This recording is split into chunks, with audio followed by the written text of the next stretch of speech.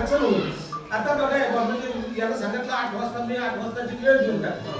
सगळ्याला खूप जणांचा सत्कार आहे आपण घेतला असता, सगळ्याचा सत्कार केला असता, परंतु मला सावणायला जायचं म्हणजे वेळ दिली आपण ही आजची, आणि नंतर सावण्याचा कार्यक्रम रिठतचा आला. पंचायत समितीचे सदस्य ते आबुळे गजानन त्यांची आई वारली त्या ठिकाणी आज म्हणजे कसं होते, आता शिवाय पहिले मी 10-12 गावात फिरायचो, मग तालुक्यात फिरायचो, तालुक्यामध्ये कुठे जयपूरला गेलो, काही माळेगावला आलो, काही असं वाटायचं नाही. परंतु आता जवळपास 750 गावांमध्ये मला त्या ठिकाणी काम करायचं. म्हणजे एखाद्या वेळेस आता काही लोक काय म्हणतील माहितीये का, आता राजीव चौधरीच्या पाठीमागे खूप मोठं फसकट लागलं, त्याला काम लागलं, आता आपणच आपल्या इकडे सावरून घेऊन मध्ये देतो असं. परंतु तुम्ही लोकांना जर आम्हाला मोठं केलं तर नक्की मी मोठा होणार. कारण मला काम करण्यासाठी इथे प्रत्येक कार्यक्रमात जसं आपण उपस्थित राहतो त्यावेळेस एखाद्या वेळेस याच्यामध्ये थोडाफार खंड पडेल. मला एखाद्या वेळेस येता येईल, एखाद्या वेळेस येता येणार नाही. काही कार्यक्रम होतील, काही कार्यक्रम होणार नाही. कारण जर समजा एका दिवशी 4 कार्यक्रम असले, त्या दिवशी कोणाचा तरी जवळचा आमचा कार्यक्रम होता, परंतु माझी कारंजा आणि मानोऱ्याला मीटिंग होती आणि त्याच्यामुळे त्या जवळच्या कार्यक्रमात सुद्धा आपल्याला राहता नाही आलं. पण मागे पुढे ते नक्की करण्याचा प्रयत्न करू. तुम्ही जर मला सर्कलवाल्यांना अतिशय मोकळं सोडून दिलं की राजू भाऊ तुम्ही नक्की जिल्हाभर काम सांभाळण्याचं काम करा, आम्ही आमचे सर्कल सांभाळण्याचं काम करतो, काम पडेल ज्या ठिकाणी तुम्हाला तुमची आम्हाला मदत लागेल त्या ठिकाणी. बरं मला एक सांगा, मला जर कोणी फोन केला तर किती सेकंद लागतात फोन उचलायला विठ्ठलला? बरोबर आहे. नाही उचलल्या गेला 1-2 मिनिटं किंवा 5-10 मिनिटं तर माझा फोन नक्की येतेच. कारण मला अर्ध्या रात्री जरी फोन केला तर ते काही लोक सांगत असतात अर्ध्या रात्री फोन करा, मी तुम्हाला सांगा अर्ध्या रात्री कोणी कुणाच्या बापाचं काम करत नाही.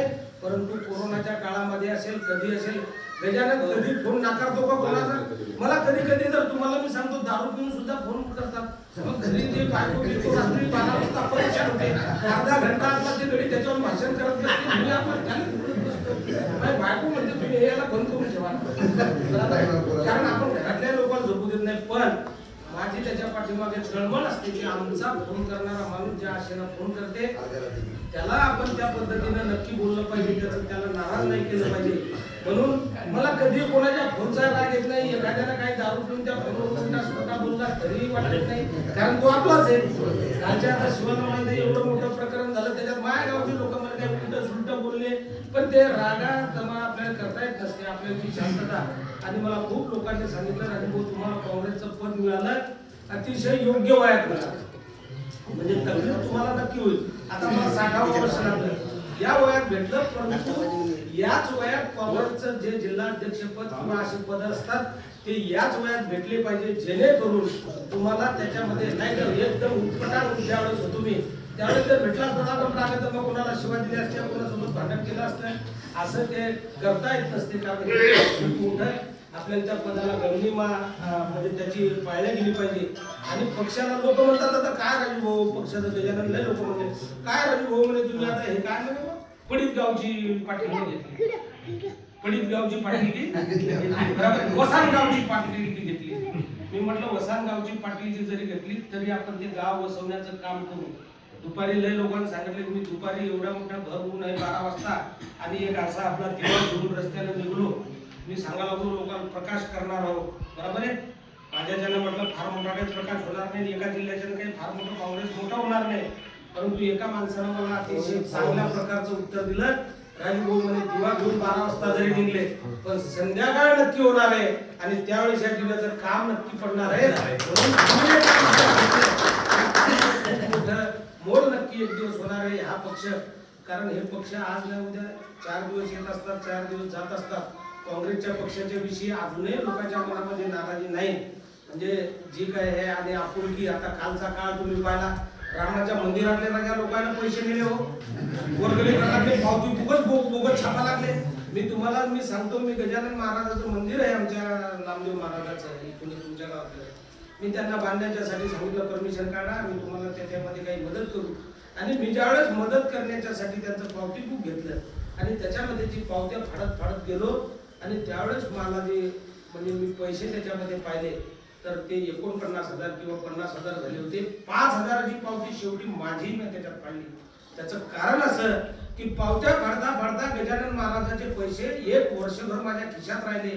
मी एक विचार केला की गजानन महाराजाचे पैसे राजूने जमा केले, काही दिवस ते पैसे तू वापरले, त्याच्यातून तू डिझेल भरलं, त्याच्यातून तू नाश्ता केला, मग गजानन महाराजाची दिलेली वर्गणी तू जर वापरली तर याच्यावर तू काय देणार आहे?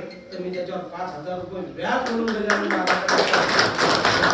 कारण असं की आमच्या गावामध्ये भवानीचं मंदिर आहे, मी तिथे वर्गणी जर तुमची जमा केली तर ती खिशात सुद्धा वागवण्याची आमच्या सारख्याची इच्छा नसते. कारण ते पैसे जमा करायचे ना वापरायचे मग देवाला द्यायचे. 5 लाख रुपये समजा व्याज जमा केले आणि 2 वर्ष वागवले, 5 लाखाचं व्याज किती होते? परंतु आज रोजी रामाच्या नावावर सुद्धा पैसे ठेवण्याचं काम लोक करायला लागले. त्याच्यामध्ये ते वर्गणी किंवा ती गोळा झालेली देणगी ती लोकांना लंपास केले.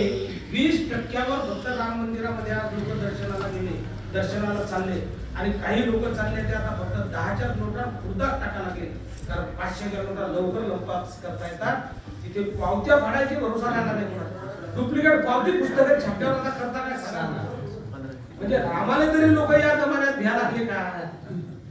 म्हणून त्या रामाच्या साठी सुद्धा आम्ही रोडवर उतरलो.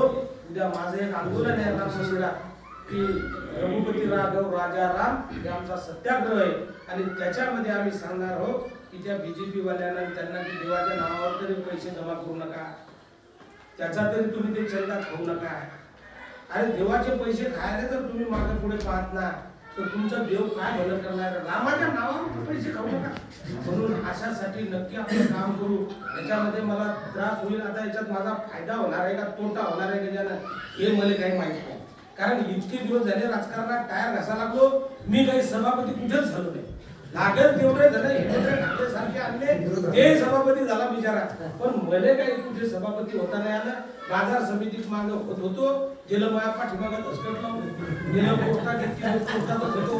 काय म्हणजे सभापती म्हणजे अटकून त्यांना बरोबर आहे का नाही? इतके दिवस त्याच्यात अटकेल होतो, त्याच्यातून मोकळा झालो. मारुती महाराजांच्या मंदिरात सांगतो, भांडून ईश्वरानं मला त्याच्यामध्ये हायकोर्टानं न्याय देवतेनं मला न्याय दिला आणि त्याच्यामधून सुद्धा आमची सुटका झाली. आज रोजी बाजार समितीच्या संचालक पदावर आहोत. पण तागड मामा मी पदाच्यासाठी काम करत नाही. कोणतरी मला पद दिलं पाहिजे, सभापती झालो पाहिजे, अध्यक्ष झालो पाहिजे, याच्यासाठी मी ते करणार नाही. म्हणून या पक्षातल्या त्या पक्षात सुद्धा मला काही जायचं नाही. आज आपल्या गावकरी मंडळीने अतिशय चांगला कार्यक्रम केला. हा कार्यक्रम जर संध्याकाळचा असता मी प्रत्येक या गावातला माझा कार्यक्रम पाहिला. या गावातल्या लोकांनी खूप आमचं प्रेम केलं. मी जिल्हा परिषदला निवडून आलो, मना भावातून सत्कार. जिल्हा परिषदला उषा निवडून आली, सभापती झाली, अध्यक्ष झाली, अतिशय चांगला या ठिकाणी सत्कार. मी बँकेला निवडून आलो, मी बाजार समितीला निवडून आलो, पण अतिशय मनाभावातून या मंडळीने आपल्या माझा सत्कार नेहमी केला. या सत्काराच्या माध्यमामधून मला जिल्हाभर काम करण्याची आणि आज म्हणजे कसं होते रामा, कधी याच्यामध्ये मेल येईल, कधी पत्र येईल, उद्या तुम्हाला मुंबईला बोलावलं करू, आपण करण्याचा नक्की प्रयत्न करू. त्याच्यामध्ये मी तुमच्या आशीर्वादाने नक्की आणि अशा लोकांचं एवढं पाठबळ पाहिल्याच्या नंतर तर तुम्हाला मी सांगतो मला काही त्याच्यामध्ये मी कधीही कोणाच्या विषयी विरोधक जरी असतील तरी त्याच्यामध्ये बोलताना एखाद्या वेळेस राजकारणात माणूस काही बोलत असेल, पण माझ्याकडे विरोधक सुद्धा आल्याच्या नंतर त्याचं काम शिवा करतो का नाही करत. मी विचारतो, मागच्या वेळेस तो माझ्या विरोधात काम केलं तर तो आता मला जिल्हा परिषदला पाडलं होतं, तो आता मला मार्केटला विरोध केला होता.